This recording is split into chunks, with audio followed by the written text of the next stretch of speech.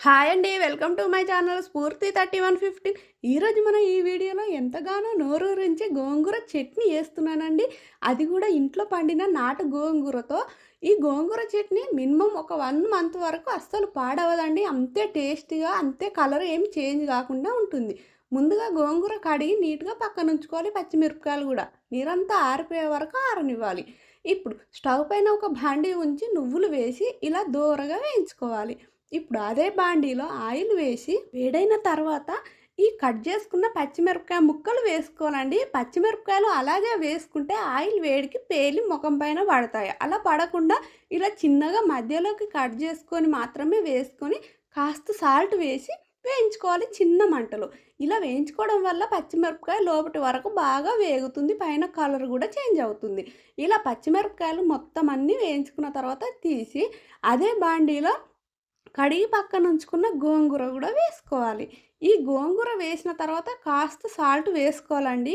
ఎందుకంటే గోంగూర గూడా తొందరగా మగ్గుతుంది. ఇలా ఒక్కసారి కలిపిన తర్వాత సాల్ట్ వేసినాను కదా!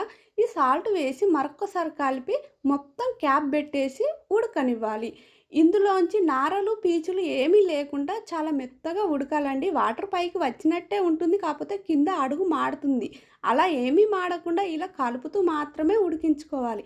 ఏమాత్రం వదిలేసినా అడుగు మాడి ఈ చట్నీ మొత్తం చేంజ్ అవుతుంది టేస్టు. ఇలా మొత్తం అంతా కలుపుతూ, కలుపుతూ వేయించుకోవాలి. ఇలా మొత్తం అంతా వేగిన తర్వాత చూడండి, మనం చెంచాతోటి పడితే కింద అస్సలు పడకుండా ఉంటుంది. అప్పుడు మాత్రమే మనం ఈ గోంగూర చట్నీకి సెట్ అవుతుంది. చూడండి ఫస్ట్ సారి నేను వేసినప్పుడు ఏమో పడ్డది. తర్వాత పడలేదు గదా! ఇప్పుడు వేయించుకొని పక్కనుంచుకున్న ఈ నువ్వులు మిక్సీలో వేసి వెల్లిపాయలు, జీలకర్ర, సాల్ట్ వేసుకోవాలి. మధ్యలో మా ఇంట్లో వాళ్ళొచ్చి ఒక చిటికెయ్ మిక్సీ పడదామన్నారు. చిటికేసిన, మిక్సీ పట్టిన మెత్తగా అయింది. కాపోతే మిక్సీ గ్రైండర్‌కి ఉంచాలి గదా! అలా ఉంచి మాత్రమే పట్టిన. మరొక్కసారి ఈ వేయించి పక్కనుంచుకున్న గోంగూర, పచ్చిమిరపకాయలు వేసి చిటిక వేయమన్నారు గానీ ఉప్పేసుడు మర్చిపోయిన. ఇప్పుడు సాల్ట్ గూడా వేసి మంచిగా మిక్సీ పట్టుకున్నా చూడండి. ఎంత బాగా మిక్సీ పట్టానో చాలా మెత్తగా అయింది కదా! రుబ్బురోలు ఉంటే అలా గూడా రుబ్బుకోవచ్చు.